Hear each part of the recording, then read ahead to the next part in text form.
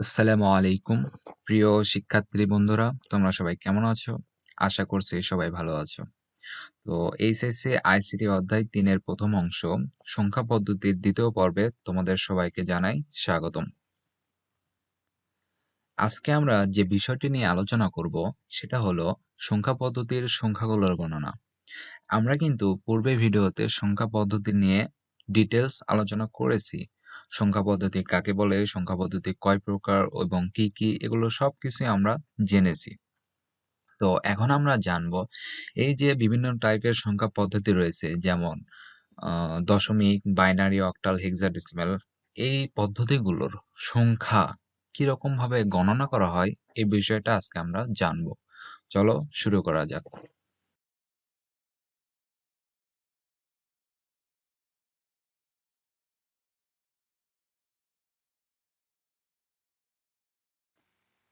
এখানে লক্ষ্য করো, আমি বিভিন্ন ধরনের সংখ্যা পদ্ধতির ছক এখানে তুলে ধরেছি। দেখো, দশমিক, বাইনারি, অক্টাল এবং হেক্সাডেসিমাল। এখন আমরা এই ছকগুলোর গণনা নিয়েই জানব। তো ১ম এ দেখো দশমিক। এই দশমিক সংখ্যার সাথে কিন্তু আমরা সবাই পরিচিত। আমরা ছোট থেকে কিন্তু এই দশমিক সংখ্যা পদ্ধতিটা ব্যবহার করে আসতেছি। এমনকি আমরা এখনো আমাদের নিত্য প্রয়োজনীয় যে সকল কাজে সংখ্যা ব্যবহার করে থাকি, সেখানে কিন্তু আমরা এই দশমিক সংখ্যা পদ্ধতিটাই ব্যবহার করে থাকি। তাই নয় কি? একটু ভেবে দেখো, আমরা যে সকল সংখ্যা ব্যবহার করি এবং যত বড়ই সংখ্যাটা ব্যবহার করি না কেন, সব সংখ্যা কিন্তু এই ০ থেকে ৯ পর্যন্ত এর মধ্যেই সীমাবদ্ধ। তাই নয় কি? তুমি পৃথিবীর যত বড়ই সংখ্যা আনো, সেই সংখ্যা এই ০ থেকে ৯ এই যে ১০ টা ডিজিট বা অঙ্ক রয়েছে, এই ১০ টা ডিজিট ব্যতীত অন্য কোনো ডিজিট সেই সংখ্যার মধ্যে তুমি পাবে না। আমি তোমাদেরকে এখন একটা প্রশ্ন করব।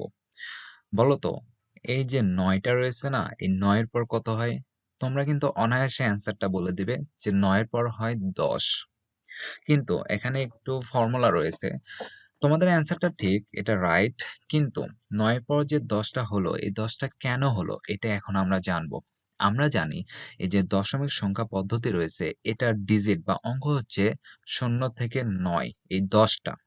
তাহলে ১০ এই যে আমরা ১০ টা লিখলাম না? এই ১০ টা তো এই ১০ টা ডিজিট বা অঙ্কের মধ্যে তো নেই। আছে কি? এখানে কিন্তু নেই। কিন্তু ওখানে কেন হলো? এটাই আমরা এখন জানবো। দেখো, আমরা যদি এই দশমিক সংখ্যা গণনা করতে চাই, চলো শুরু করি। ০ থেকে যদি শুরু করি ০, ১, ২, ৩, ৪, ৫, ৬, ৭, ৮, ৯। ৯ পর্যন্ত আসার পর আমাদের ডিজিটটা কিন্তু আর নেই। কেননা দশমিকের ডিজিট হচ্ছে এই ৯ পর্যন্ত। ৯ এর পর আর কোনো ডিজিট নেই। কিন্তু আমাদের তো সামনে এগিয়ে যেতে হবে, তাই না? সংখ্যা তো বাড়াইতে হবে, লিখতে হবে। তাহলে ৯ এর পর এখন আমরা কি করব?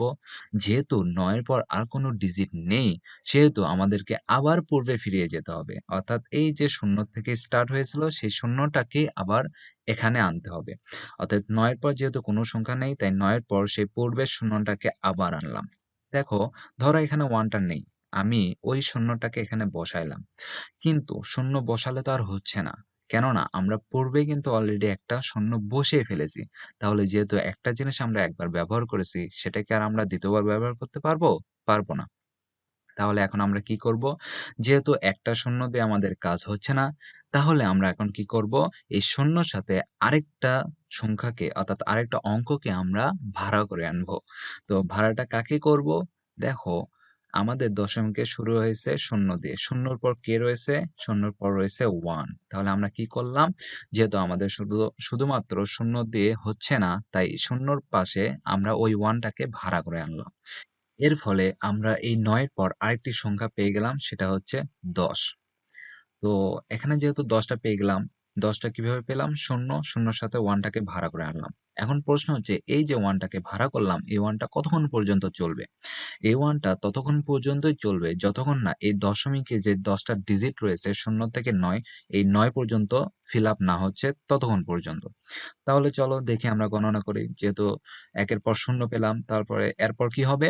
১ এর পর আরেকটা ১ হবে, ১ এর পর ২, ৩, ৪, ৫, ৬, ৭, ৮, ৯ এরকমভাবে ১৯ পর্যন্ত যাবে। তো দেখো, আমি এখানে সংখ্যাগুলো লিখেছি ইংরেজিতে। কিন্তু আমি কিন্তু বলতেছি বাংলাতে। তো এটা মাইন্ড করো না। কেননা তোমরা যাতে বিষয়গুলো খুব সুন্দরভাবে বুঝতে পারো এইজন্য আমি বাংলাতে বললাম। কেননা বাংলা ভাষাটা আমরা ভালো বুঝি। এইজন্য যেহেতু বিষয়টা একটু আ ম্যাথমেটিক্যাল অর্থাৎ সংখ্যাভিত্তিক আর সংখ্যাভিত্তিক আমরা এলোমেলো করে ফেলি। অর্থাৎ গুলিয়ে ফেলি। যাতে গুলিয়ে না ফেলো এইজন্য আমি বাংলাতে বলতেছি যাতে তোমরা সহজেই বুঝতে পারো। তো আমরা তো ১৯ পর্যন্ত কিভাবে আসলো এটা জানলাম। তাহলে ১৯ এর পর কি হবে? দেখো ১৯ এর এখানে আমরা ৯ পর্যন্ত এসেছে, তাই না? ৯।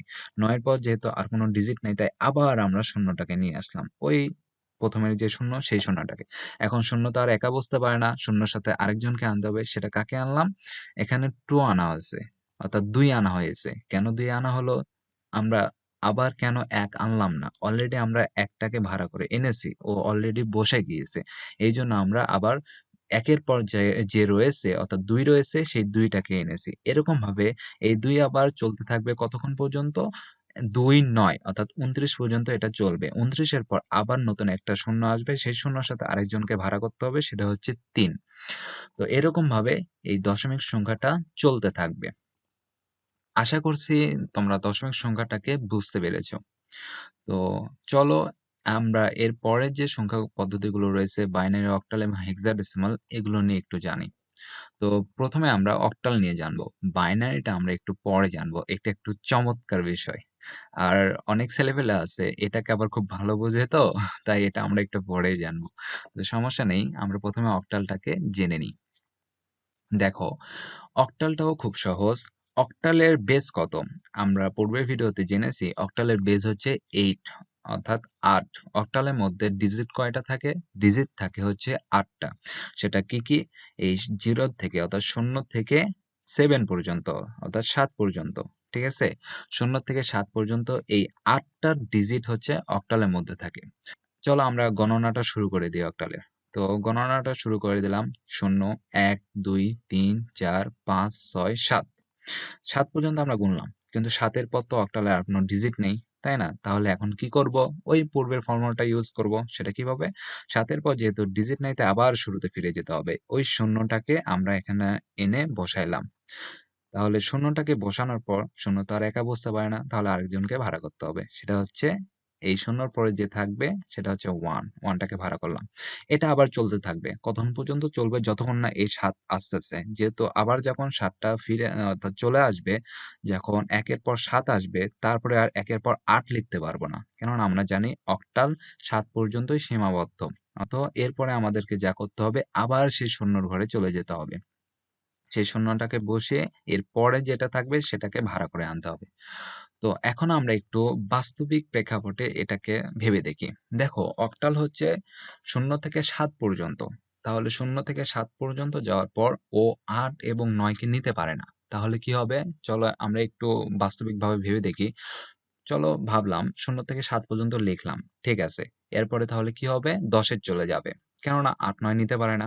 তাহলে ১০ এর থেকে যদি আবার গণনা করি ১১, ১২, ১৩, ১৪, ১৫, ১৬, ১৭ পর্যন্ত যাবো। ১৭ যাওয়ার পর কিন্তু ১৮, ১৯ হবে না। কেননা এ তো ৮ এবং ৯ নিতে পারে না। তাহলে কি হবে? ১৮, ১৯ বাদে ওই ১৭ থেকে ডিরেক্ট কততে চলে যাবে? ২০ এ চলে যাবে। ২০ এর থেকে আবার গণনা হবে ২০, ২১, ২২, ২৩, ২৪, ২৫, ২৬, ২৭। যখন ২৭ এ যাবে ২৭ এর পর তো আর ৮ নিতে পারবে না। অতএব ২৮, ২৯ বাদে অর্থাৎ ২৭ এর থেকে ডিরেক্ট ৩০ এ চলে যাবে। এরকমভাবে চলতে থাকবে। চলতে, চলতে যখন ৭৭ এ চলে যাবে, ৭৭ এর পর যেয়ে সে কিন্তু ৭৮ হতে পারবে না। ইভেন উম ৮ অর্থাৎ ৮০ এবং ৯০ এই ২ টা ঘরও নিতে পারবে না। যেহেতু ৮, ৯ এ সমর্থন করে না, ৭ পর্যন্ত সীমাবদ্ধ। তাই ৭৭ এর পর ডিরেক্ট তোমাকে কোথায় যেতে হবে? ১০০ তে যেতে হবে। এরকমভাবে এই অক্টাল সংখ্যা পদ্ধতিটা চলতে থাকবে। আশা করছি বুঝতে পেরেছ। খুবই সহজ। আ এলোমেলো না পাকিয়ে একটু ঠান্ডা মাথায় ভেবে দেখবে তাহলে বিষয়টা বুঝতে পারবে। যদি বিষয়টা বুঝতে না পারো আমার এই ভিডিওটা আ ১ বার, ২ বার, ৩ বার, ৪ বার করে দেখবে। ইনশাআল্লাহ তাহলে আর তোমাদের বোঝার কোনো অসুবিধা থাকবে না। আমার বিশ্বাস তোমরা এই বিষয়গুলোকে খুব সুন্দরভাবে বুঝতে পারবে। এখন আমরা হেক্সাডেসিমাল নিয়ে জানবো। দেখো হেক্সাডেসিমাল এর ভিত্তি কত? বেস কত? হেক্সাডেসিমাল এর বেস হচ্ছে ১৬। তাহলে ১৬ টা কিভাবে হয়? ০ থেকে ১ম এ ৯ পর্যন্ত যায়। 9 পর্যন্ত ১০ টা ডিজিট কিন্তু অলরেডি হয়ে গেছে। তাহলে আর বাকি থাকে কয়টা? বাকি থাকে ৬ টা। সেই ৬ টা কি? সেই ৬ টা হচ্ছে ইংরেজি অক্ষর। A, B, C, D, E, F। চলো আমরা গুনতে শুরু করি। তাহলে ০ থেকে গুনলাম। ৯ পর্যন্ত আসার পর A, B, C, D, E, F পর্যন্ত আসলাম। যখন F পর্যন্ত চলে আসলাম, F এর পর তো আর হেক্সাডেসিমাল এর কোনো ডিজিট নেই। তাহলে কি করতে হবে? সেই পূর্বের ফর্মুলা আবার ওই শূন্যটাকে আনতে হবে এবং শূন্যটাকে আনার পর একে তো একা বুঝতে পারে না। সো কাউকে ভাড়া করতে হবে। সেই 1 টাকে আবার ভাড়া করে আনলাম। এরকম হবে। এটা আবার চলতে থাকবে। এটা কিভাবে চলবে? ১০, ১১, ১২, ১৩, ১৪, ১৫, ১৬, ১৭, ১৮, ১৯, ১৯ পর্যন্ত যখন যাবে, ১৯ এর পর কিন্তু আর ২০ হবে না। কেননা এই হেক্সাডেসিমাল এর ৯ এর পর আরো ৬ টা ডিজিট রয়েছে। সেগুলো কি, কি? A, B, C, D, E, F। তাহলে সেই ডিজিটটা আগে ফিল আপ করতে হবে, তারপর অন্য একটা ঘরে যেতে হবে। তাহলে সেটা ফিল আপ করার জন্য ১৯ এর পর কি লিখতে হবে? ১, ৯ অর্থাৎ ১৯ এর পর ওই ১ এর সাথে আবার A যুক্ত করতে হবে। তাহলে এখানে থাকবে ১৯, তারপরে হবে ১A, ১B, ১C, ১D, ১E, ১F এবং যখন ১F পর্যন্ত হবে, F এর পর তারপরে যেয়ে ২ এর ঘরে চলে যাবে। অর্থাৎ ২ শূন্যতে চলে যাবে। তোমরা তোমাদের যে মূল বইটা রয়েছে সে বইটা একটু খেয়াল করবে। সে বইতে আমি তো এখানে ২০ পর্যন্ত দিয়েছি, সে বইতে আরো দেওয়া রয়েছে। দেখবে ঠিক এই ফর্মুলাটা অনুসরণ করেই সেখানে এই সিরিয়াল অর্থাৎ গণনাটা করা হয়েছে। তোমরা একটু ঠান্ডা মাথায় দেখবে বইটা, তাহলেই বুঝতে পারবে। তো হেক্সাডেসিমাল আশা করছি আমরা বুঝতে পেরেছি। এখন আমরা চলে যাব বাইনারিতে, যেটা একটু আমাদের মনোযোগ দিয়ে দেখতে হবে। ঠিক আছে? দেখো, বাইনারির বেস অর্থাৎ ভিত্তিটা হচ্ছে ২। সেই ২ টা কি, কি? তোমার ০ এবং ১। এই ০ এবং ১ ছাড়া অন্য কোনো ডিজিট এই বাইনারিতে হবে না। তো দেখো, আমরা যদি গণনাটা শুরু করি, ১ম এ ০ নিলাম, তারপর নিলাম হচ্ছে ১। এরপর তো আর কোনো ডিজিট নেই। তাহলে আমরা কি করব? সেই ফর্মুলাটা প্রয়োগ করব। ওই শূন্যটাকে আবার নিয়ে আসব। নিয়ে এসে সে তো আর একা বসতে পারে না। তার সাথে আরেকজনকে আনতে হবে। সেটা হচ্ছে এই 1 টাকে নিয়ে আসলাম। তাহলে ১০ হলো। তাহলে ১০ এর পর আমরা জানি ১১। ঠিক আছে? আমরা যে রেগুলার যে আ গণনাটা করি সেটাই করো। যে ১০ লিখলাম, ১০ এর পর কত হয়? ১১ হয়। কিন্তু ১১ এর পর কত হয়? ১২ হয়। ১২ তে একটা জিনিস খেয়াল করো। ১২ তে ১ টা হচ্ছে বাইনারির মধ্যে পড়ে। কিন্তু ২ কি বাইনারির মধ্যে পড়ে? ২ তো বাইনারির ডিজিটের মধ্যে নেই। বাইনারির ডিজিটটা হচ্ছে 0 এবং 1। তাহলে তো ২ তো নেই। তাহলে আমাদের কি করতে হবে? ওটা আর লিখতে হবে লেখা যাবে না। তাহলে আমাদের কি, কি করতে হবে? দেখতে হবে এই ১১ র পর কোন সংখ্যাটা আছে যে সংখ্যাটা শুধুমাত্র ০ এবং ১ দিয়ে লেখা হয়েছে। দেখো, এই ১১ র পর আমাদেরকে কত লিখতে হবে? ১০০ লিখতে হবে। খেয়াল করে দেখো, এই ১০০ র আগ পর্যন্ত এমন কোনো সংখ্যা কিন্তু নেই যেখানে শুধুমাত্র ০ এবং ১ টা রয়েছে। এমন কোনো সংখ্যা নেই। তাই আমাদের কি করতে হয়েছে? এই ১০০ টাকে লিখতে হয়েছে। আর ১০০ র পর কত লিখব? দেখো, ১০০ র পর ১০১ লিখতে পারবো। কিন্তু ১০১ লেখার পর ১০২ কি আর লিখতে পারবো? লিখতে পারবো না। ২ তো বাইনারির মধ্যে পড়ে না। তাই আমাদেরকে কি করতে হবে? এই ১০০ লেখার পর ১০১ লেখার পর আমাদেরকে চলে যেতে হবে আবার ১১০ এ। যেহেতু ১, ০ এই ২ টাই বাইনারি ডিজিট। ১১০ টা এই ডিজিটের মধ্যেই পড়ে। তাহলে ১১০ এরপর হচ্ছে ১১১। ১১১ যখন লিখবো ১১১ যখন লিখবো, ১১১ র পর আমাদেরকে কি লিখতে হবে? আমাদেরকে একবারে ১০০০ এ চলে যেতে হবে। কেননা একটু ভেবে দেখো, ১১১ র পর ১০০ অর্থাৎ ১০০০ এর আগ পর্যন্ত কোনো সংখ্যাই কিন্তু নেই যেটা বাইনারির মধ্যে পড়ে। তো এরকম ভাবেই ধীরে, ধীরে তোমাদেরকে বাইনারিটা এগিয়ে যেতে হবে। তো বাইনারি সংখ্যাটা যত বড় হতে থাকবে, তোমাদের পক্ষে গণনা করাটা একটু কঠিন হয়ে যাবে। কিন্তু আসলে গণনাটা কিভাবে হয় এই বিষয়টা আমি তোমাদেরকে আজকে ধারণা দিলাম। যাতে করে পরীক্ষার হলে যদি এ টাইপের কোনো কোশ্চেন আসে যে সংখ্যা পদ্ধতির দশমিক, বাইনারি, অক্টাল ও হেক্সাডেসিমাল এই সংখ্যা পদ্ধতিগুলোর সমতুল্য ছক এঁকে দেখাও বা ছকগুলো অর্থাৎ সংখ্যাগুলো লেখো, তাহলে যাতে তোমরা সহজেই এই সংখ্যাগুলো লিখতে পারো, এই জন্যই আজকের এই ভিডিওটা। আমরা পরবর্তী ভিডিওতে জানবো এই যে সংখ্যা পদ্ধতিগুলো রয়েছে এই ধরো দশমিক থেকে যদি তোমাকে প্রশ্ন করা হয় অক্টালে যাও, ধরো দশমিকে একটা সংখ্যা দিল যে ২১১, এর অক্টাল কত হবে? তোমাকে সঙ্গে, সঙ্গে অ্যান্সারটা দিতে হবে। অর্থাৎ কিভাবে তুমি রূপান্তর করতে পারবে এগুলো নিয়ে বিস্তারিত আলোচনা করব। এবং সেই ভিডিওতে কিছু শর্টকাট টেকনিক তোমাদেরকে শিখিয়ে দিব যাতে সহজেই যেকোনো দশমিক থেকে তুমি বাইনারিতে কিভাবে কয়েক সেকেন্ডের মধ্যে অ্যান্সারটা বলে দিবে যে দশমিকের, ধরো তোমাকে যদি প্রশ্ন করে ৯১১ র বাইনারি সংখ্যাটা কত? তুমি যাতে কয়েক সেকেন্ডের মধ্যে সেটার অ্যান্সারটা দিতে পারো, এই টেকনিকটা আমি তোমাকে শিখিয়ে দেব। এরপরে অক্টালও কিভাবে বের করতে হয়, হেক্সাডেসিমালও কিভাবে ব্যবহার করতে হয়, অর্থাৎ সংখ্যাগুলো কিভাবে বের করতে হয় খুব সহজে, সেগুলো নিয়ে পরবর্তী ভিডিওতে আলোচনা করব। সে পর্যন্ত তোমরা সবাই ভালো থেকো। ধন্যবাদ।